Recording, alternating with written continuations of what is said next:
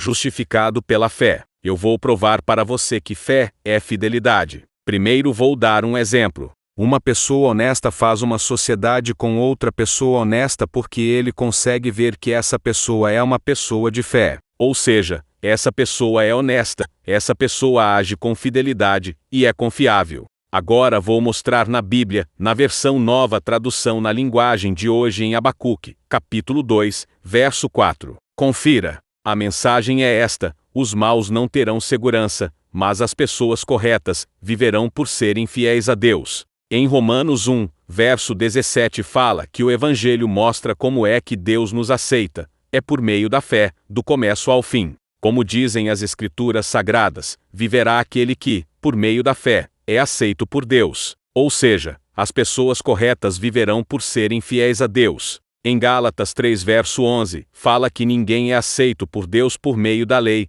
pois as Escrituras dizem: viverá aquele que, por meio da fé, é aceito por Deus. Ou seja, as pessoas corretas viverão por serem fiéis a Deus. Ou seja, os rituais cerimoniais e sacrificiais, holocaustos e sacrifícios, não vai lhe trazer salvação. Essa lei foi abolida por Cristo na cruz. Em Hebreus 10 verso 38 fala assim: e que todos aqueles que eu aceito terão fé em mim e viverão. Mas, se uma pessoa voltar atrás, eu não ficarei contente com ela. Ou seja, se uma pessoa foi aceita por Deus, e essa pessoa não passa a viver uma vida correta com Deus, Deus não ficará contente com ela. A carta aos Romanos está repleta de verdades teológicas profundas que devem moldar a maneira como os cristãos vivem. Paulo, o escritor da carta à igreja em Roma, cobre os detalhes do que é conhecido como a mensagem do Evangelho, uma mensagem que foi transmitida a eles. Um dos componentes centrais do Evangelho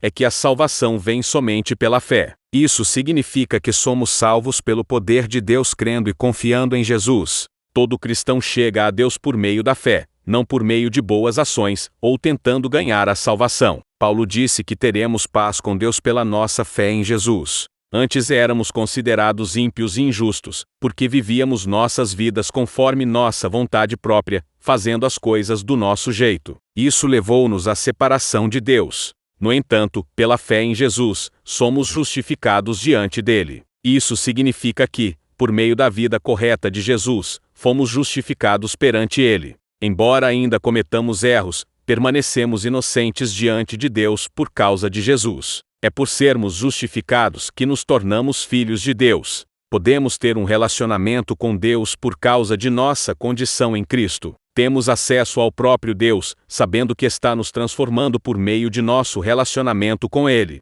Isso significa que nenhum de nós pode se gabar ou gabar-se de ser filho de Deus. Todos nós recebemos a graça gratuitamente por meio da fé. Confira em Romanos capítulo 9 versos 11 ao 13, versos 15 ao 16, verso 18, versos 20 ao 28, versos 30 ao 32. Estou usando a versão Nova Tradução na linguagem de hoje. Vamos para a leitura. Versos 11 ao 13. Mas, para que a escolha de um deles fosse completamente de acordo com o plano de Deus, o próprio Deus disse a Rebeca: o mais velho será dominado pelo mais moço. Disse isso antes de eles nascerem, e antes de fazerem qualquer coisa boa ou má. Assim ficou confirmado que é de acordo com o seu plano que Deus escolhe aqueles que Ele quer chamar, sem levar em conta o que eles tenham feito. Como dizem as Escrituras Sagradas, eu escolhi Jacó, mas rejeitei Esaú. Versos 15 ao 16. Pois ele disse a Moisés: terei misericórdia de quem eu quiser,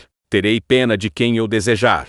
Portanto, tudo isso depende não do que as pessoas querem ou fazem, mas somente da misericórdia de Deus. Verso 18. Portanto, Deus tem misericórdia de quem Ele quer, e endurece o coração de quem Ele quer. Versos 20 ao 28. Mas quem é você, meu amigo, para discutir com Deus? Será que um pote de barro pode perguntar a quem o fez: por que você me fez assim? Pois o homem que faz o pote tem o direito de usar o barro como quer. Do mesmo barro ele pode fazer 2 potes, um pote para uso especial e outro para uso comum. E foi isso que Deus fez. Ele quis mostrar a sua ira e tornar bem conhecido o seu poder. Assim suportou com muita paciência os que mereciam castigo e que iam ser destruídos. Ele quis também mostrar como é grande a sua glória, que Ele derramou sobre nós, que somos aqueles de quem ele teve pena, e a quem ele já havia preparado para receberem a sua glória. Pois nós somos aqueles que Deus chamou, não somente os que são judeus, mas também os não-judeus. Isso é o que ele diz no livro de Oseias: aqueles que não eram meu povo, eu chamarei de meu povo. A nação que eu não amava chamarei de minha amada. E no mesmo lugar onde foi dito, vocês não são o meu povo, ali eles serão chamados de os filhos do Deus vivo. E Isaías disse a respeito de Israel: mesmo que o povo de Israel seja tão numeroso como os grãos de areia da praia do mar, somente alguns deles serão salvos. Pois o Senhor julgará logo e de uma vez o mundo inteiro. Versos 30 ao 32. O que vamos dizer, então? Vamos dizer isto: os não-judeus, que não procuravam ser aceitos por Deus, foram aceitos por meio da fé. Porém o povo de Israel, que procurava uma lei para ser aceito por Deus, não encontrou o que estava procurando. E por que não? Porque eles procuravam alcançar isso por meio das suas ações, e não por meio da fé. Eles tropeçaram na pedra de tropeço. Portanto, nesse instante, reserve alguns momentos para agradecer a Deus pelo incrível dom da salvação que Ele te oferece. Em seguida, reflita sobre o que significa ser incluído em sua família.